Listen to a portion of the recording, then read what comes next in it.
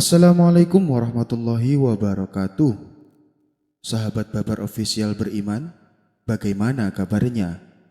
Semoga kita selalu dalam lindungan Allah Subhanahu wa taala dan dilancarkan rezekinya. Amin amin ya rabbal alamin. Sebelum lanjut ke cerita, alangkah baiknya tekan tombol like, komen, dan juga subscribe agar tidak ketinggalan dengan cerita-cerita kami selanjutnya. Terima kasih. Tak tahu arah surga. Suatu hari ada seorang rohib berpenampilan layaknya orang suci. Namun ia terlihat kebingungan. Beberapa kali ia mondar-mandir tepat di depan rumah Abu Nawas. Karena merasa kasihan, Abu Nawas lalu menyapanya. "Wahai Tuan, sepertinya Anda bukan orang sini. Siapakah Anda?" tanya Abu Nawas. "Iya, saya berasal dari negeri seberang. Saya adalah seorang rohib," jawab orang tersebut. "Rohib? Apa itu rohib?" tanya Abu Nawas. "Rohib itu adalah orang yang bertugas untuk membimbing manusia menuju surga," jawab orang itu kembali. "Oh, tapi dari tadi saya memperhatikan Anda terlihat sedang kebingungan. Sudah beberapa kali Anda mundar-mandir tepat di depan rumah saya. Memangnya Anda mau kemana?" tanya Abu Nawas. "Saya mau ke pasar, tapi tidak tahu jalannya," ujar sang rohib. Mendengar jawaban itu Abu Nawas menahan tawa. "Bagaimana bisa Anda membimbing manusia ke surga kalau arah pasar saja Anda tidak tahu?" celetuk Abu Nawas. Mendadak muka sang rohib berubah menjadi sewot. Ia langsung pergi meninggalkan Abu Nawas. Abu Nawas mengobati permaisuri. Dikisahkan beberapa bulan belakangan ini, Abu Nawas seringkali mengalami kerugian. Kebun buah-buahan yang dimilikinya selalu gagal panen. Ia pun lalu mencoba peruntungan nasib dengan beralih menjadi penjual bunga. Rencana Abu Nawas tersebut didukung penuh oleh sang istri. Maka dibukakanlah toko bunga di depan rumahnya. Usaha ini mulai berkembang pesat dan dikenal oleh orang-orang. Hingga pada suatu hari datang seorang utusan permaisuri membeli beberapa bunga di toko Abu Nawas. Rupanya sang permaisuri sangat menyukainya. "Cantik sekali bunga ini. Besok beli lagi yang banyak," kata sang permaisuri kepada utusannya. Keesokan paginya, utusan sang permaisuri kembali mendatangi toko Abu Nawas. Ia membeli berbagai macam bunga dengan jumlah yang cukup banyak. Tentu saja hal ini membuat Abu Nawas merasa senang. Apalagi hampir setiap hari sang permaisuri memborong bunga dagangannya. Abu Nawas pun mendapat keuntungan besar atas penjualannya. Beberapa hari kemudian utusan sang permaisuri tak pernah lagi datang ke tokonya. Ternyata sang permaisuri telah jatuh sakit. Tapi Abu Nawas tidak mengetahui kabar ini. Sakit yang diderita permaisuri cukup aneh sehingga membuat Baginda Raja sangat cemas. Maka dikumpulkanlah beberapa tabib istana untuk menyembuhkan sang permaisuri. Namun sayang, tak ada satupun dari mereka yang bisa menyembuhkannya. Bahkan beberapa tabib dari kerajaan lain didatangkan. Tapi sakit yang diderita sang permaisuri tak kunjung sembuh. Baginda Raja pun semakin khawatir dibuatnya. Lalu penasihat istana mengusulkan kepada Baginda Raja, "Paduka yang mulia, bagaimana kalau kita buat sayembara untuk rakyat?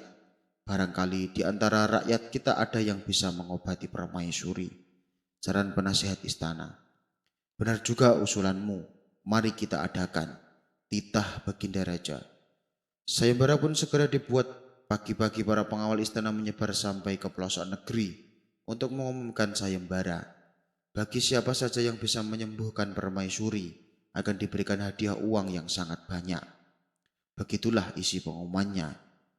Dalam waktu sekejap sayembara tersebut tersebar ke seantero negeri Baghdad. Mendengar sayembara dari Baginda Raja, orang-orang berbondong-bondong mendatangi istana berusaha mengobati penyakit sang permaisuri. Lagi-lagi tak ada seorang pun yang bisa menyembuhkannya. "Wahai istriku, sakit apa gerangan yang menimpamu?" tanya Baginda Raja. "Aku pun tidak tahu, aku tidak ingin melakukan apa-apa. Badan ini terasa lemas, sulit untuk menjelaskannya. Jawab sang permaisuri. Bagaimana ini penasihat istana?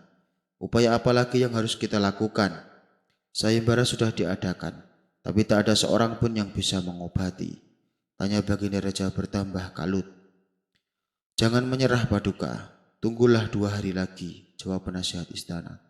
Sementara itu di tempat lain Abu Nawas sedang menjaga toko bunga dihampiri oleh tetangganya. Hai Abu Nawas, kamu sudah dengar kabar belum? Sang permaisuri katanya jatuh sakit. Ucap tetangganya. Benarkah? Pantesan beberapa hari ini utusan sang permaisuri tidak pernah datang lagi ke toko saya. Jawab Abu Nawas. Dan kamu tahu tidak, ada sayembara barang siapa yang bisa mengobati sang permaisuri akan diberikan hadiah uang yang banyak. Tutur tetangga Abu Nawas. Karena merasa iba dengan kondisi sang permaisuri, Abu Nawas pun berangkat ke istana menghadap Baginda Raja. Melihat kedatangan Abu Nawas, Baginda Raja menyambutnya dan mempersilahkan duduk di sampingnya. Saya dengar permaisuri sedang sakit Paduka, tanya Abu Nawas memastikan. Benar Abu Nawas, saya sendiri heran dengan penyakit istriku, sebab tak ada seorang pun yang mampu menyembuhkannya, jawab Baginda Raja. Kalau Paduka berkenan, izinkan saya mengobati sang permaisuri, kata Abu Nawas. Baginda Raja terkejut mendengarnya. Kamu kan bukan tabib Abu Nawas, apa yakin kamu bisa? Tanya Baginda Raja tak percaya. Apa salahnya bila dicoba? Bukankah yang bisa menyembuhkan adalah Allah? Dan kesembuhan tersebut bisa melalui siapa saja atas izin dan kehendak Allah, jawab Abu Nawas. Baginda Raja pun mengabulkan permohonan Abu Nawas. Baiklah, lalu ramuan apa yang kau bawa? Tanya Baginda Raja. Saya tidak membawa ramuan apa-apa Paduka, tapi izinkan saya berkeliling istana, balas Abu Nawas. Abu Nawas kemudian dipersilahkan berkeliling ke seluruh area istana. Saking luasnya istana, sampai sore hari Abu Nawas baru selesai berkeliling. Lantas Abu Nawas menghadap Baginda Raja. Paduka yang mulia, saya tahu obatnya yang bisa menyembuhkan permaisuri, kata Abu Nawas memberitahu. Sontak Baginda Raja sangat senang mendengarkannya. Katakan Abu Nawas, katakan apa obatnya? Tanya Baginda Raja tidak sabar. Obatnya adalah taman bunga Paduka yang mulia, jawab Abu Nawas. Taman bunga? Maksudnya bagaimana Abu Nawas? Tanya Baginda Raja bingung. Bukankah dulu di depan kamar permaisuri tadinya ada taman bunga? Kenapa sekarang jadi gedung pertemuan? Kembalikan tanaman bunga seperti dulu agar setiap pagi permaisuri bangun dan bisa melihat bunga-bunga. Pasti sudah lama permaisuri tidak berjalan-jalan di taman bunga. Karena itulah permaisuri merasakan lemas dan tidak bersemangat, jelas Abu Nawas. Sejenak Baginda Raja terdiam. Ucapan Abu Nawas ada benarnya juga. Memang taman bunga di depan kamar istriku telah aku ubah menjadi gedung pertemuan, kata Baginda Raja dalam hati. Baiklah, akan aku coba pengawal bongkar gedung pertemuan dan dijadikan taman bunga yang lebih indah dari sebelumnya, kata Baginda Raja. Saat itu juga gedung pertemuan yang megah dan besar langsung dibongkar dan dikembalikan menjadi taman bunga. Beberapa hari kemudian taman bunga pun sudah berhasil dibuat. Abu Nawas lalu menyuruh sang permaisuri untuk membuka tirai jendela kamarnya. Melihat di depannya ada pemandangan taman bunga yang menarik. Sang permaisuri kaget dan kegirangan. Sungguh indah sekali, teriak permaisuri. Sang permaisuri segera beranjak dari kamar dan memasuki taman bunga. Ia berkeliling sambil menyentuh bunga-bunga yang bermekaran. Cantik sekali bunga ini, ucap permaisuri. Wajahnya pun kembali ceria, seperti ada energi di dalam tubuhnya. Sang permaisuri tak henti-hentinya tersenyum, bahkan sakit yang ia derita mendadak hilang seketika. Baginda Raja sangat bersyukur melihat perubahan pada istrinya. Sang permaisuri kini telah sembuh dari sakit yang dideritanya. Sesuai dengan janji yang diucapkan Baginda Raja, lalu memberikan Abu Nawas sejumlah uang yang sangat banyak. Ini hadiah untuk kamu Abu Nawas, karena telah berhasil menyembuhkan istriku, kata Baginda Raja sambil menyerahkan hadiahnya. Terima kasih Paduka yang mulia, sahat Abu Nawas kegirangan. Tapi bagaimana kamu tahu kalau obatnya adalah tanaman bunga? Tanya Baginda Raja penasaran. Begini Paduka yang mulia, beberapa bulan yang lalu sang permaisuri hampir setiap hari menyuruh utusannya membeli bunga di toko saya. Tidak terhitung berapa jumlah bunga yang sudah ia beli. Tapi ketika saya berkeliling istana, saya tidak mendapati bunga-bunga yang ia beli. Dan tanaman bunga yang ada di depan kamar permaisuri sudah tidak ada lagi. Oleh sebab itulah saya punya kesimpulan bahwa sakitnya sang permaisuri karena tanaman bunganya dibongkar. Dan datangnya penyakit hampir rata-rata dari pikiran. Mungkin saja sang permaisuri selalu kepikiran dengan tanaman bunganya, tapi ia tak berani mengatakan kepada Paduka, ujar Abu Nawas menjelaskan. Baginda Raja mengangguk dan tersenyum. Analisamu sungguh luar biasa, Abu Nawas.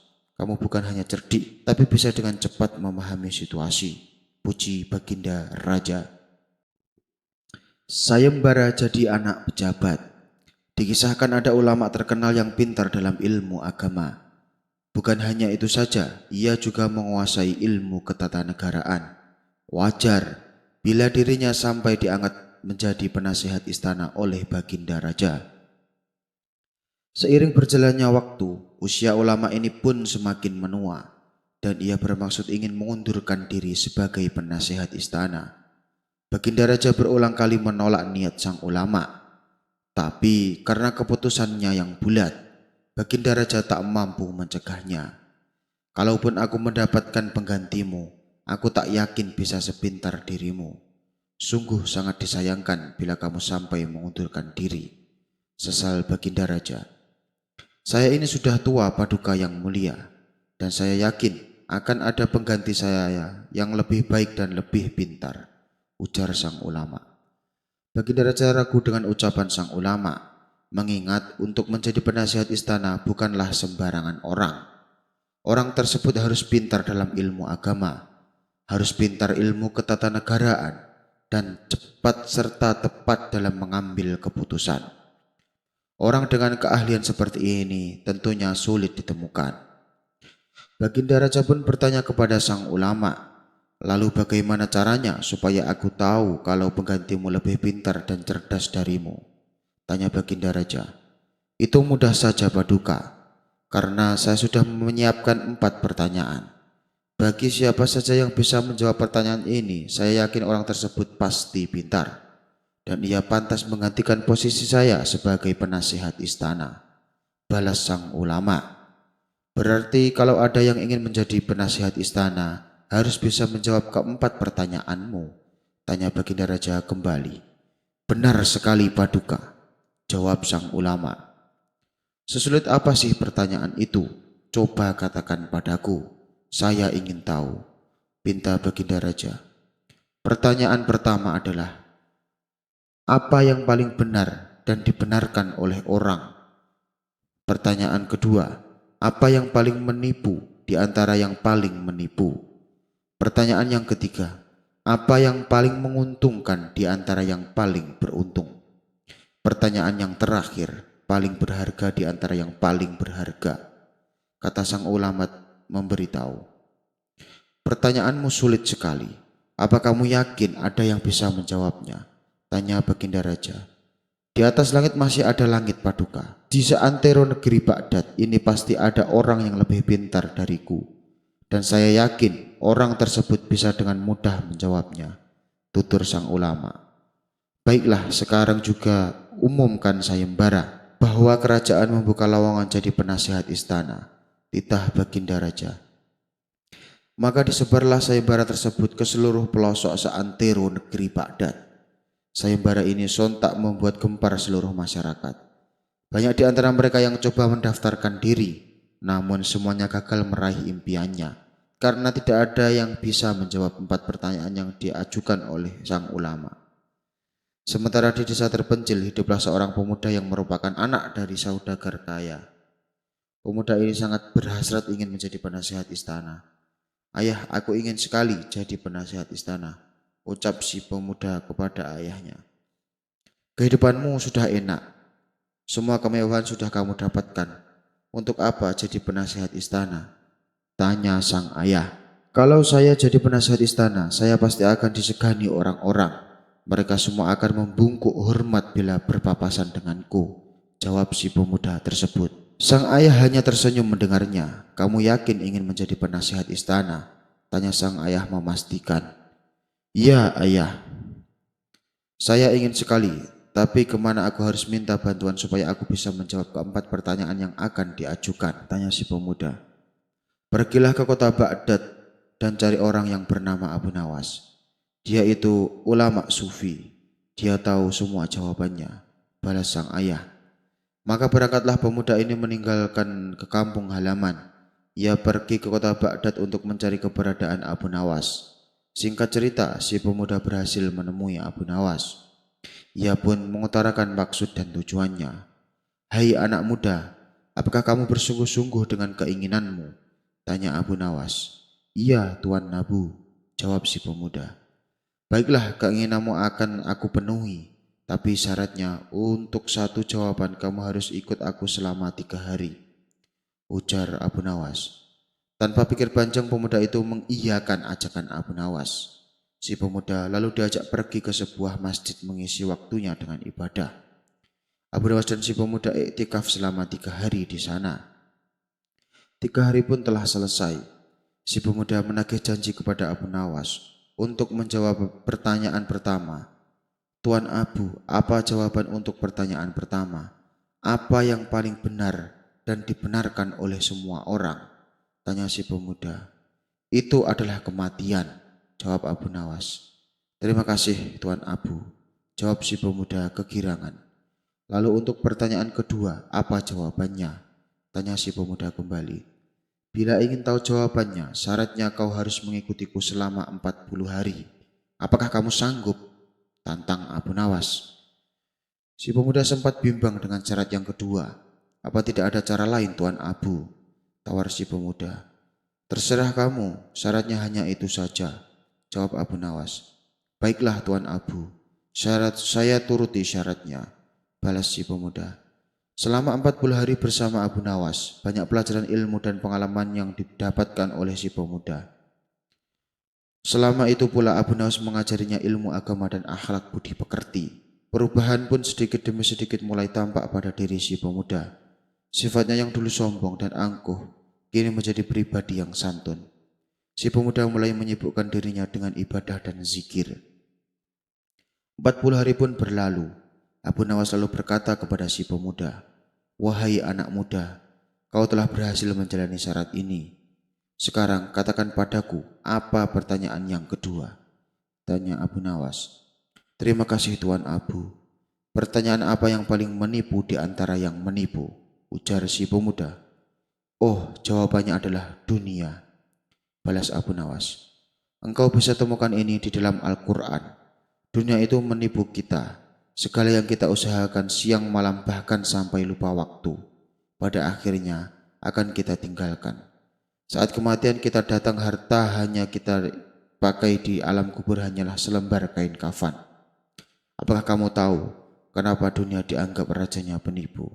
Tanya Abu Nawas. Tidak tahu, Tuan Abu, jawab si pemuda tersebut. Sebab jika ada orang yang menipu kita, maka pada kesempatan kedua kita tidak akan tertipu oleh orang yang sama. Tapi dunia ini telah menipu dan menghancurkan manusia terdahulu dan manusia sampai akhir zaman. Kelak kita terus sibuk dengan urusan duniawi sampai lupa akhirat. Padahal Allah sudah mengingatkan, jangan tertipu daya oleh dunia. Dunia hanyalah main-main, dunia hanyalah kesenangan semua, tapi kita tetap saja tertipu. Entah sudah berapa kali kita ditipu olehnya, ucap Abu Nawas menjelaskan. Dengan seksama pemuda ini mendapatkan uraian yang disampaikan Abu Nawas. Setelah mendapat jawaban kedua, si pemuda kembali bertanya, kalau untuk pertanyaan yang ketiga, apa jawabannya Tuan Abu? Tanya si pemuda. Untuk kali ini syaratnya lebih berat. Kamu harus ikut aku selama 4 bulan, jawab Abu Nawas. Sesaat si pemuda merasa bimbang, tapi karena hasratnya ingin menjadi pejabat masih menggebu-gebu. Ia pun menerima persyaratan tersebut. Selama 4 bulan Abu Nawas mengajak si pemuda melakukan perjalanan dakwah. Selama 4 bulan itu pula, keimanan dan ketakwaan si pemuda semakin dalam. Di samping ilmu agamanya kian bertambah, sifat-sifat baik dari dalam dirinya mulai tumbuh subur. Panca inderanya mulai terjaga dari maksiat dan dosa. Pada akhirnya perjalanan selama 4 bulan pun telah selesai. Sekarang sampaikan padaku apa pertanyaan yang ketiga, ucap Abu Nawas. Apa yang menguntungkan di antara yang paling menguntungkan? Kata si pemuda memberitahu. Jawabannya adalah dakwah. Itu tercantum dalam Al-Quran surat Al-Imran ayat 104. Terang Abu Nawas. Lalu apa pertanyaan yang keempat? Tanya Abu Nawas melanjutkan. Apa yang paling berharga di antara yang paling berharga? Kata si pemuda. Jawabannya adalah surga. Itu tercantum dalam Al-Quran surat At-Taubah ayat 111. Begitu berharganya surga, sampai Allah telah membeli harga orang yang beriman digantikan dengan surga. Di surga ada bidadari, yang jika menetes air liurnya ke lautan dunia, maka seluruh lautan di dunia akan menjadi manis, tutur Abu Nawas. Setelah mendengarkan penjelasan itu, Abu Nawas bertanya kepada si pemuda, sekarang masihkah keinginanmu untuk menjadi pejabat istana? Tanya Abu Nawas. Dengan beruraian air mata pemuda itu menjawab, tidak Tuan Abu, ambisiku terhadap dunia sudah hilang. Aku hanya ingin fokus beribadah. Selama ini aku sudah terlena oleh kemewahan dunia, sampai aku melupakan Allah Tuhanku. Dan aku ingin menebus semua kesalahanku, jawab si pemuda. Abu Nawas pun tersenyum bahagia melihat perubahan sikap pada diri si pemuda. Jadi karena alasan itukah Tuan Abu selalu menolak tawaran raja untuk menjadi pejabat istana? Tanya si pemuda. Benar wahai anak muda, jawab Abu Nawas. Si pemuda lalu pamit pulang kembali ke kampung halamannya. Di sana ia kini menjadi pemuda yang alim dan rajin bersedekah. Sementara ulama berniat mengundurkan diri masih tetap menjabat sebagai penasihat istana. Sebab belum ada seorang pun yang bisa menjawab keempat pertanyaannya.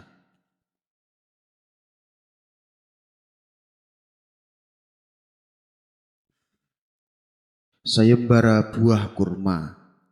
Seperti kita ketahui, di sela-sela kesibukan Abu Nawas, ia selalu menyempatkan waktunya mengajar anak-anak ilmu agama setiap sore sehabis asar. Dengan sangat antusias, anak-anak didikannya berangkat menuju rumah Abu Nawas. Mereka semangat untuk belajar mendalami ilmu-ilmu agama. Dari sekian banyak murid yang diasuhnya, ada salah satu murid yang bernama Ahmad. Ahmad ini murid pendiam, tapi juga pintar. Bahkan ia mendapatkan perhatian khusus dari Abu Nawas. Hal ini membuat murid-murid yang lain merasa cemburu kepada Ahmad, terutama murid-murid yang sudah senior. Kemudian beberapa murid memberanikan diri menghadap Abu Nawas. Tuan Guru, bolehkah saya bertanya? Tentu saja boleh. Apa yang ingin kalian tanyakan? Ucap Abu Nawas. Kenapa sih Tuan Guru ada perhatian lebih kepada Ahmad? Tanya mereka. Abu Nawas sontak kaget mendengarnya. Ternyata sikapnya terhadap Ahmad selama ini jadi sorotan murid-murid yang lain. Kalian kenapa bertanya seperti itu? Tanya balik Abu Nawas. Dia kan murid baru Tuan Guru, sedangkan kami sudah lama. Kami jadi murid Tuan Guru, balas mereka. Abu Nawas menangkap ada kecemburuan pada diri mereka atas perhatian dirinya kepada Ahmad. Agar tidak menjadi salah faham, lalu Abu Nawas mengumpulkan seluruh murid-muridnya. Wahai anak-anakku, besok ada sayembara untuk kalian, tutur Abu Nawas. Sayembara apa Tuan Guru? Sahut murid-muridnya penasaran. Besok kalian harus membawakan saya buah kurma. Bagi siapa saja yang buah kurmanya paling manis, maka dialah pemenangnya. Dan sebagai hadiahnya, saya berikan sorban yang indah, kata Abu Nawas menjelaskan. Mereka pun antusias dengan sayembara yang diadakan oleh Abu Nawas. Singkat cerita, pada keesokan harinya mereka berlomba-lomba mencari buah kurma yang paling manis. Ada yang sampai rela beli di pasar dengan harga yang cukup mahal, dengan harapan supaya menjadi pemenangnya. Ada pula yang memetik di kebun kurma milik orang tuanya sendiri. Sementara Ahmad merupakan anak yatim dan miskin, hanya mempunyai 3 buah kurma di rumahnya. Meskipun kurma yang ia punya bukan kurma terbaik, tapi Ahmad antusias untuk mengikuti sayembara gurunya. Setelah masing-masing dari mereka mendapatkan kurma yang diinginkan, mereka segera berangkat menuju rumah Abu Nawas. Begitu juga dengan Ahmad, ia membawa 3 buah kurma miliknya. Saat ia berjalan menuju rumah Abu Nawas, di tengah perjalanan Ahmad melihat anak kecil yang sedang duduk sambil menangis. Karena merasa iba, Ahmad pun menghampirinya. "Kamu kenapa?" tanya Ahmad. "Saya ingin makan buah kurma, tapi saya tidak punya uang," jawab anak kecil tersebut. "Ini saya ada buah kurma, silahkan kamu ambil," balas Ahmad sambil memberikan 1 butir buah kurma. Anak kecil itu langsung tersenyum bahagia, ia pun mengucapkan terima kasih kepada Ahmad. Kemudian Ahmad melanjutkan perjalanannya. Kini kurma yang di tangannya tinggal 2 butir. Di saat itulah datang Abu Nawas menyamar sebagai pengemis. Ia menghampiri Ahmad dan berkata, "Saya lapar sekali, berilah saya makanan." Melihat hal itu, Ahmad pun kembali merasa iba. "Tapi saya hanya punya 2 butir kurma, kek," jawab Ahmad. "Tidak mengapa, berilah saya 1. Satunya untuk bekal kamu," balas Abu Nawas. Ahmad lalu memberikan 1 butir kurma miliknya. Lantas ia melanjutkan perjalanan dengan membawa 1 butir kurma yang tersisa. Begitu juga dengan murid-murid yang lain. Mereka diuji Abu Nawas dengan menyamar sebagai pengemis tua. Tapi tak ada satupun dari mereka yang rela memberikan kurmanya. "Enak saja, ini buah kurma terbaik dan harganya mahal," jawab salah satu muridnya. "Bukankah buah kurma yang kamu bawa itu banyak? Berilah saya 1 saja," pinta Abu Nawas. "Tidak bisa, ini kurma mau buat sayembara dan saya harus memenangkannya," balas si murid. Kemudian murid tersebut meninggalkan si pengemis yang sebenarnya adalah Abu Nawas, gurunya sendiri. Setelah murid-muridnya mereka masing-masing dari mereka kurma yang dibawanya. "Aku pasti pemenangnya, bahwa rasanya manis sekali," ujar salah satu murid. "Belum tentu, pastilah aku yang menang, sebab kurma yang aku bawa bukan hanya manis, tapi lebih banyak dari yang kamu bawa," timpa murid yang lain. Tidak beberapa lama datanglah Ahmad dengan membawa sebutir buah kurma. Melihat buah kurma yang dibawa Ahmad, teman-temannya ini menertawanya. "Kurma jelek begitu dibawa kemari. Udah gitu jumlahnya cuma 1, celetuk salah satu temannya. Mereka pun kembali tertawa terpingkal-pingkal. Sikap teman-temannya ini membuat Ahmad minder. Ia pun membalikkan badannya untuk kembali pulang. Namun tiba-tiba keluarlah Abu Nawas dari dalam rumahnya. "Hai Ahmad, jangan pulang dahulu. Ayo ke sini," teriak Abu Nawas memanggilnya. Lalu Ahmad disuruh berkumpul dengan murid-murid yang lain. "Apakah kalian sudah membawa kurma yang paling manis?" tanya Abu Nawas. "Sudah Tuan Guru," jawab murid-muridnya dengan penuh semangat. Kemudian Abu Nawas menyuruh untuk menunjukkan kurma yang mereka bawa. Satu persatu muridnya meletakkan kurma di hadapan Abu Nawas, termasuk Ahmad yang hanya membawa sebutir buah kurma. Setelah semuanya terkumpul, Abu Nawas pun berkata kepada murid-muridnya, "Sepertinya aku sudah menemukan pemenangnya," ujar Abu Nawas. "Siapa pemenangnya, Tuan Guru?" tanya mereka dengan hati berdebar. "Pemenangnya adalah Ahmad," jawab Abu Nawas. Keputusan Abu Nawas ini tentu saja uji kalian dengan menyamar sebagai pengemis. Tapi tidak ada satupun di antara kalian yang mau memberikannya kecuali Ahmad. Memang buah kurma yang dibawa Ahmad kalah bagusnya dengan kurma yang kalian bawa. Buah kurma kalian lebih manis. Tapi ingat, buah yang paling manis adalah buah yang diberikan kepada orang yang kelaparan. Sejatinya buah yang paling manis adalah kebajikan. Oleh sebab itu, meskipun buah kurma yang dibawa Ahmad adalah buah biasa, karena kebajikannya inilah membuat buah kurma yang dibawa Ahmad menjadi paling manis di antara buah kalian, terang Abu Nawas. Setelah mendengar penuturan Abu Nawas, murid-muridnya ini pun menyadari kekeliruannya. Mereka pun mulai memahami kenapa gurunya punya perhatian khusus kepada Ahmad, sebab ia punya akhlak yang mulia.